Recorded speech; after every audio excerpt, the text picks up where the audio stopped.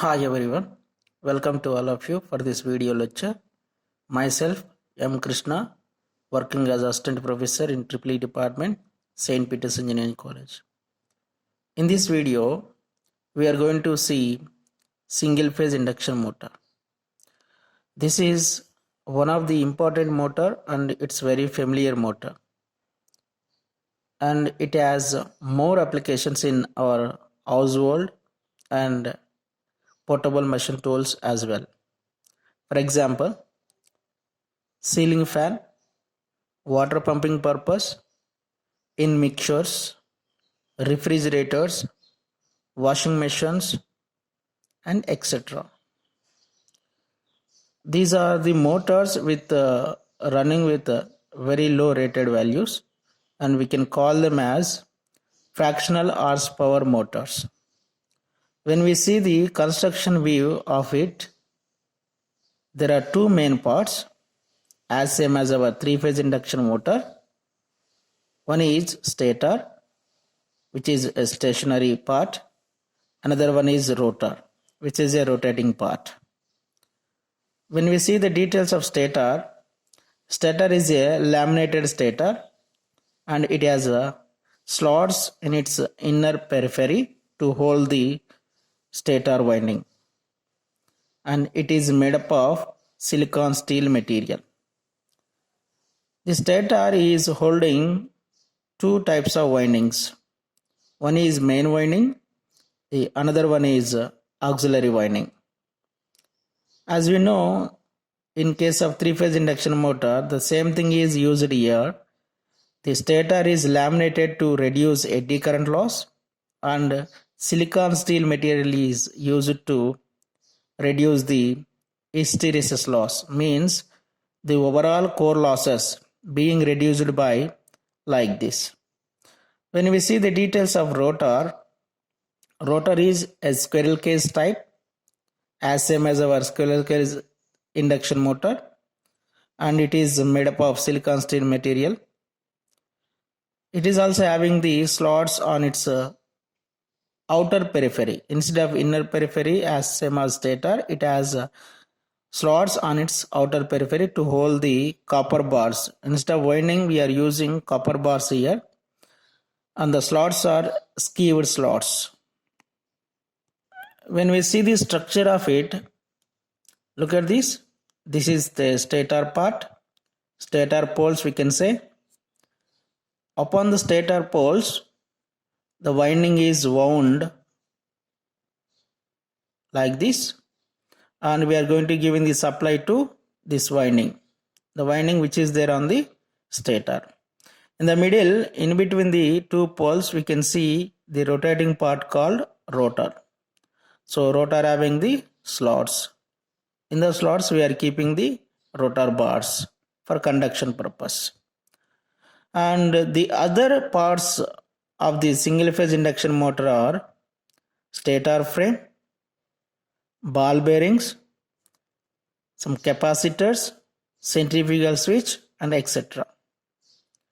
When we see the working of single phase induction motor, basically it is not a self-starting motor, whereas our three-phase induction motor is a self-starting induction motor, but our single-phase induction motor is a not self-starting, because in three-phase induction motor, rotating magnetic field RMF is produced due to three fundamental fluxes which are displaced by 120 degrees each other, and the net flux value is having the magnitude 1.5 times the maximum flux, and it is rotating with the synchronous speed.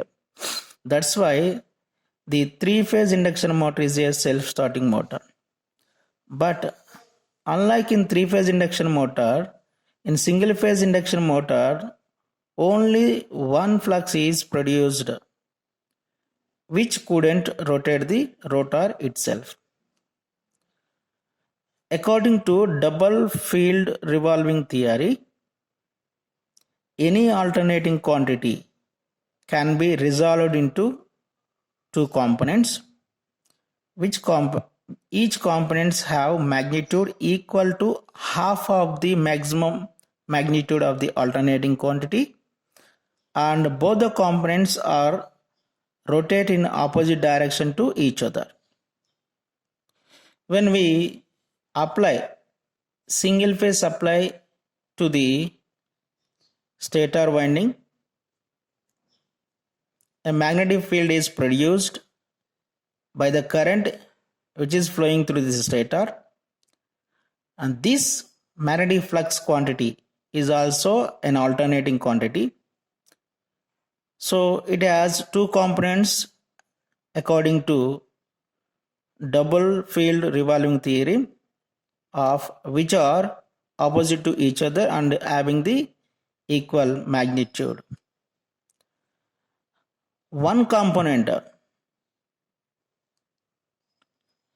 is forward component, the other component is backward component. Forward component trying to move the rotor in its direction, we can say clockwise direction. The backward component, another component, is trying to move the rotor in its direction, say anti-clockwise direction. At starting, the torque produced by the forward component is in clockwise direction. Look at this here, clockwise direction. And the torque produced by backward component, this one, is in anti-clockwise direction. So hence the net torque acting on the rotor will be 0 at starting. Therefore, single phase induction motor is not a self-starting motor. Based on its starting methods, single phase induction motors are classified as follows: split phase induction motor, capacitor start induction motor, capacitor start and capacitor run induction motor, shaded pole induction motor, universal motor, and etc. We'll see one of the important single phase induction motor, capacitor start induction motor, which we are using for ceiling fan. So the working principle using in the ceiling fan is capacitor start method. Look at the diagram I fit. This is the rotor and this is main winding. This is auxiliary winding. This is a capacitor, one centrifugal switch, and fuse is connected in series with the supply, one DPST switch, double pole single throw switch, and the supply is given like this, and the rated as 220 volt 50 hertz single phase AC supply. So look at the details of the diagram. In this method, in this capacitor start method, there are two windings, namely main winding and auxiliary winding. The auxiliary winding helps for creating more starting torque to drive heavier loads. A large capacitor is connected in series with the auxiliary winding. Look at this, it's a large capacitor which is connected in series with the auxiliary winding. This auxiliary winding is connected in parallel to the main winding. Look at the connection here. This auxiliary winding is connected in parallel to the main winding. When we see the phasor diagram of it, so because of connecting capacitor connecting in series with the auxiliary winding, look at this, the current which is flowing through the capacitive winding is leading ahead the applied voltage with some angle. And the main winding, basically it's a inductive winding.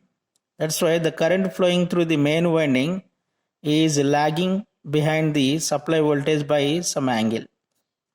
Look at this. And the currents flowing through auxiliary winding and current flowing through main winding are making the angle between them almost nearly 90 degrees. When we take the vector sum of these two currents, auxiliary current and main current, the supply current will be having the some lagging nature. and having the very less phase angle. With this, we'll get cos phi is more, power factor is more, and having the more starting torque. Hence, look at this. The current through auxiliary winding will lead the current through the main winding by nearly 90 degrees as shown in the phasor diagram. Hence, a starting torque is developed and the motor starts running.